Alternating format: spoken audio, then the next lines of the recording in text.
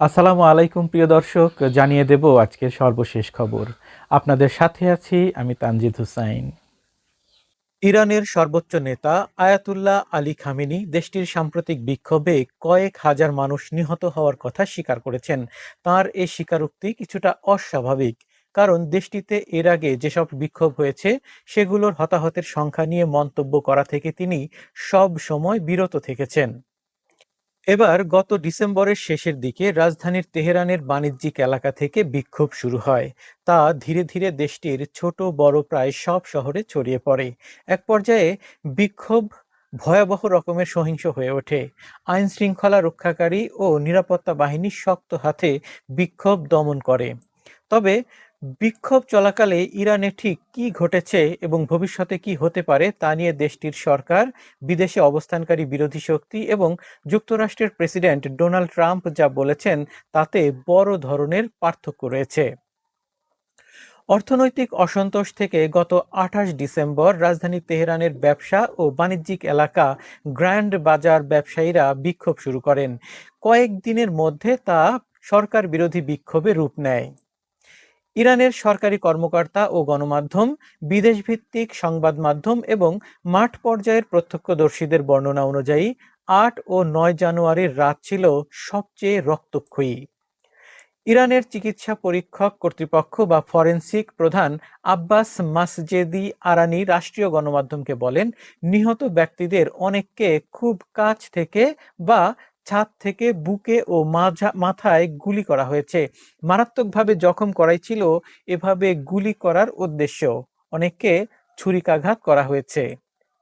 রাষ্ট্রীয় গণমাধ্যমগুলোর ভাষ্যমতে বিক্ষোভকারীদের অধিকাংশ ছিলেন তরুণ তরুণী। তাদের অনেকের বয়স ছিল ২০-এর কোঠায়। সরকার ৮ জানুয়ারি রাতে সারা দেশে ইন্টারনেট সেবা সম্পূর্ণভাবে বন্ধ করে দেয়।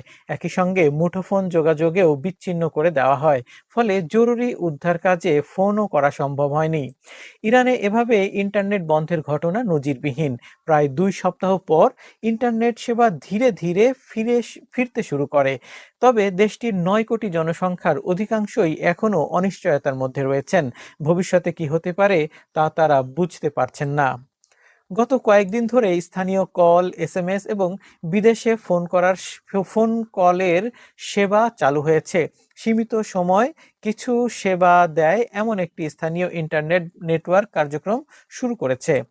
রাস্তায় বর্তমানে বিক্ষোভ নেই বললেই চলে। তেহরানের গ্র্যান্ড বাজারের মতো বিক্ষোভের প্রাণকেন্দ্র সহ ইরানের বিভিন্ন স্থানে নিরাপত্তা বাহিনীর হাজার হাজার সশস্ত্র সদস্য চেকপোস্ট বসিয়ে টহল দেওয়া শুরু করেছেন। ইরানের রাজনৈতিক, সামরিক ও বিচার বিভাগের কর্মকর্তারা প্রায় প্রতিদিন বলেছেন, বিক্ষোভের পেছনে যুক্তরাষ্ট্র ও ইরানের ইন্ধন জুগিয়েছে। তাদের অভিযোগ, বিচ্ছিন্ন বিদেশি শক্তি বিরোধীদের অস্ত্র ও অর্থ দিয়েছে।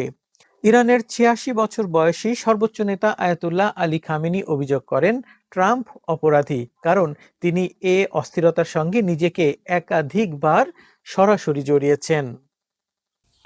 প্রিয় দর্শক, আজ এ পর্যন্তই। নতুন কোনো খবর নিয়ে আবারও হাজির হব। সে পর্যন্ত সবাই ভালো থাকবেন। চ্যানেলটিকে সাবস্ক্রাইব করে না থাকলে এখনই সাবস্ক্রাইব করুন এবং পাশে থাকা বেল আইকনটি বাজিয়ে দিন। আর ফেসবুক থেকে দেখে থাকলে ফলো দিয়ে রাখবেন। এতে সবার আগে আপডেট নিউজ পেয়ে যাবেন আপনার নোটিফিকেশনে। আসসালামু আলাইকুম।